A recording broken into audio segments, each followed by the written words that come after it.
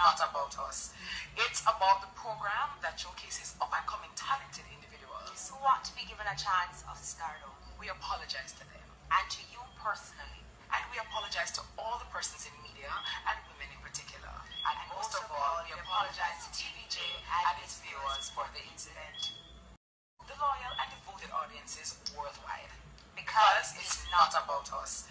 It's about the program that showcases up-and-coming talented individuals who want to be given a chance of stardom. We apologize to them. And to you personally.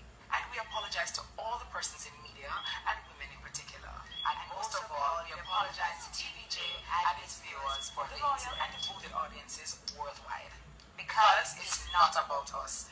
It's about the program that showcases up-and-coming talented individuals who want to be given a chance of stardom. We apologize to them. And to you personally. And we apologize to all the persons in media and women in particular. And most of all, we apologize to TVJ and its viewers for the loyal and devoted audiences worldwide. Because it's not about us. It's about the program that showcases up-and-coming talented individuals who want to be given a chance of stardom. We apologize to them. And to you personally.